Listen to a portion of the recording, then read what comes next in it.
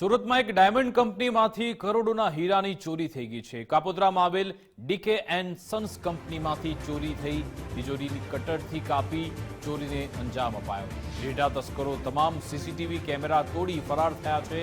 DCP, ACP અને FSL સહિતની ટીમો હવે ઘટના સ્થળે પહોંચી છે અને લૂંટારોને ઝડપવા કવાયત હાથ ધરી છે। ડાયમંડ કંપનીમાંથી કરોડોના હીરાની ચોરી થઈ છે। અહીંયા આવેલ તસ્કરો સીસીટીવી કેમેરા પણ તોડી ફરાર થયા છે। કાપોદ્રામાં ડીકે એન્ડ સન્સ કંપનીમાં આ ચોરીનો બનાવ બન્યો।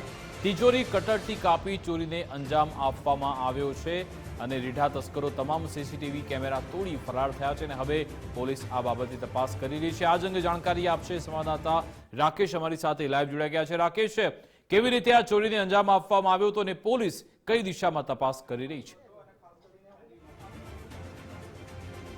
તો બિલકુલ સુરતના કાપોદ્રા વિસ્તારમાં આવેલી DK and sons diamond company આવેલી છે અને આ કંપનીની અંદર રાત્રિના મોડી સમય દરમિયાન છે તે ત્રાટકેલા તસ્કરો દ્વારા રૂપિયા 25 કરોડની કિંમતના રફ ડાયમંડ સહિત કેશની ઘરફોડ ચોરીની ઘટનાને અંજામ આપવામાં આવ્યો છે। જોઈ શકાય છે કે જ્યાં આ તસવીરો છે એ જ જે સેફ છે કે જે તિજોરી છે કે જેમાંથી રફ ડાયમંડની ચોરી કરવામાં આવી છે। 25 કરોડ રૂપિયા, 25 કરોડ એટલે સૌથી મોટી આ ઘરફોડ ચોરીની ઘટના કાપોદ્રા પોલીસ સ્ટેશન હદ વિસ્તારમાંથી સામે આવી છે।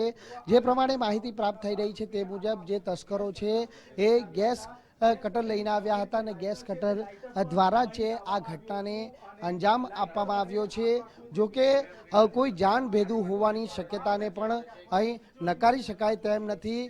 સુરતના કાપોદ્રા વિસ્તારમાં બનેલી આ કરોડોના રફ ડાયમંડ સહિત કેશની ચોરીની ઘટનાએ ભરે ખળભળાટ મચાવી દીધો છે। હાલ જે પ્રમાણે તસવીરો આપ જોઈ શકો છો કે અહીં જે ગેસ કટરથી જે પ્રમાણે આખી સેફ છે એ સેફ છે તે અહીં કાપવામાં આવી હતી। લાઇટર પણ અહીં પડ્યું છે। એફએસએલની team, Kapodra police, DCP, ACP, PI તેમજ જોઈન્ટ પોલીસ કમિશનર સહિતના અધિકારીઓ હાલ અહીં આવી પહોંચ્યા છે અને તપાસ છે તે શરૂ કરી દેવામાં આવી છે। સુરત ક્રાઇમ બ્રાન્ચની ટીમ પણ હાલ તપાસના કામે લાગી છે। ત્યારે અહીં જોઈ શકાય છે કે સીસીટીવી કેમેરાની પણ અહીં તોડફોડ કરવામાં આવી છે। આખા જે આ સીસીટીવી કેમેરા છે એ સીસીટીવી કેમેરા પણ તોડફોડ કરવામાં આવી છે એટલે સીસીટીવી કેમેરાને પણ નુકસાન પહોંચાડવામાં આવ્યું છે। આરોપીઓની ઓળખ ન થાય તે માટે તસ્કરો તરફથી હાલ આ પ્રમાણે ઘટનાને અંજામ આપ્યો છે। બીજી તરફ જે નજદીકમાં આપણે એક કાચનો જે ટુકડો બતાવવાનો પ્રયત્ન કરીશું કે આ કાચ પણ આખો જે ભાગ હતો એ કાઢી નાખવામાં આવ્યો છે અને ત્યારબાદ જે અહીંથી આ તમામ આરોપીઓ જે તસ્કરો હતા તેણે જે પ્રવેશ મેળવ્યો હતો ત્યારે હાલ જે ક્રાઇમ બ્રાન્ચ સહિતની જે ટીમ છે તે હાલ ઘટના સ્થળે પહોંચી છે અને હાલ તપાસ છે તે તેજ કરવામાં આવી છે।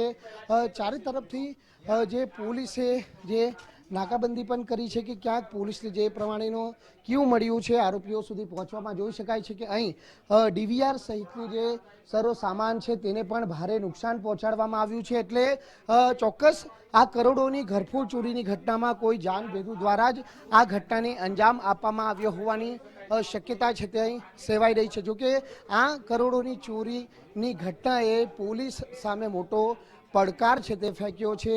તસ્કરો કોણ છે, ક્યાંના છે તે હાલ પોલીસ માટે હવે સૌથી મોટો તપાસનો વિષય બની રહે છે। પરંતુ આ પ્રમાણે એક ડાયમંડ કંપનીની અંદર જે 25 કરોડ રૂપિયાની ચોરીની ઘટનાને અંજામ આપવું તે કોઈ નાની બાબત નથી। હાલ પોલીસની ટીમો પણ હાલ કામે લાગી છે। અહીં જે ડાયમંડના જે માલિક છે તેમના જોડે પણ આપણે વાત કરવાનો પ્રયત્ન કરીશું કે તેઓનું શું કહેવું છે।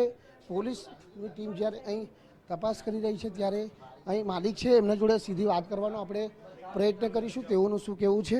જી, આપનું નામ? દેવેન્દ્ર ચૌધરી। જણાવજો કઈ રીતની ઘટના બની? હે, શું ઘટના?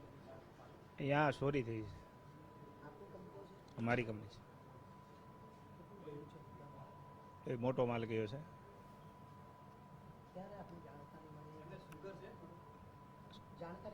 સવારે મને ખબર પડી 8 વાગે। અહીંયા શેપ કાપેલો છે બધો બરાબર, અંદર માલ બધું ચોરાઈ ગયો છે। માલ ડાયમંડ જ હતા, 5 લાખ રોકડા હતા. શું લાગી રહ્યું છે? સીસીટીવી પણ હશે ને? સીસીટીવી હતા બધે, પણ છે એમાં ઓલો ડીવીઆર આવે ને, ઓલો રેકોર્ડિંગ કરવાનું એ લઈ ગયું છે. શું લાગી રહ્યું છે આપણે આ જે પ્રમાણેની ઘટના? નહીં, મને આ સાહેબે કીધું છે બધું મળી જશે, રિકવરી થઈ જાય બધી, ગમે હોય તો ઉપાડી લે ગુજરાત. ઘટનાને કોણે અંજામ આપ્યું? શંકા કોના પર છે? એ તો શંકા તો અત્યારે તો કોઈને ઉપર નથી. બિલકુલ, આ હતા ડાયમંડ કંપનીના માલિક, જેમને કહેવું છે કે 5 લાખ રોકડા અને રફ ડાયમંડ મળી કુલ કરોડો રૂપિયાની જે મત્તા પર હાથ ફેરો છે તે કરવામાં આવ્યો છે. જોવાનું એ રહે છે કે આરોપીઓને કેટલા સમયમાં પોલીસ પકડી પાડી ગુનાનો ભેદ ઉકેલી કાઢે છે. જી બિલકુલ, આભાર રાકેશ તમામ જાણકારી આપવા બદલ.